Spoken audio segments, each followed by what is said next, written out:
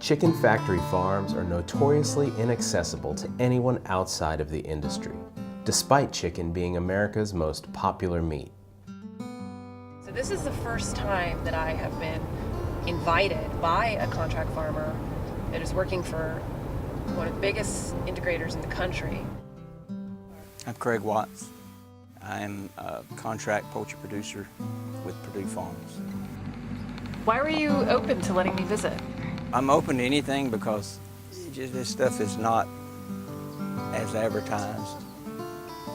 There's a lot of flaws in the system. The consumers being hoodwinked, the farmers being jerked around.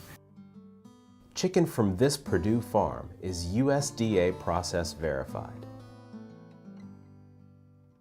The USDA calls this humanely raised, and consumers are paying for it.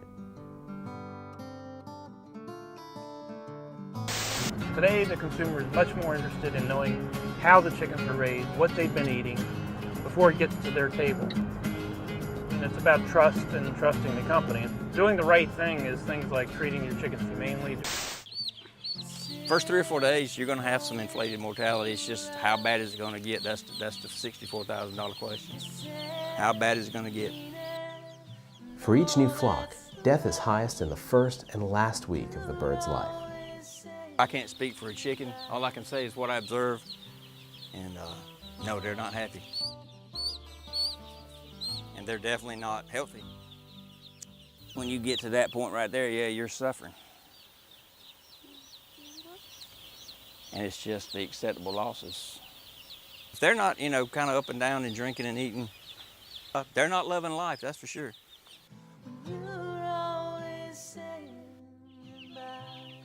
Over the course of 6 weeks, in a house of 30,000 chickens, it's considered normal for more than 1,000 birds to die in every flock due to illness, genetic problems, or other issues, including injuries. Craig has no control over the health or genetics of the chicks that are delivered to him by Purdue. Bound by contract, Craig is not even allowed to give them sunshine or fresh air.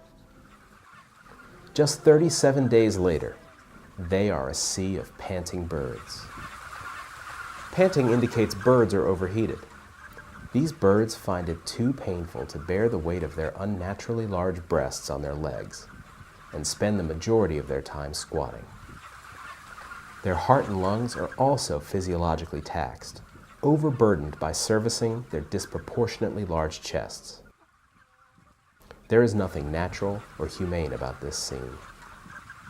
As a result of growing so big so quickly, these baby birds, only weeks old, spend much of their time sitting on the litter. Many suffer from lameness, limping, and other leg problems. The litter contains the feces of tens of thousands of birds, which they sit on nearly continuously toward the end of their lives. Litter is not changed between flocks, and sometimes not for years.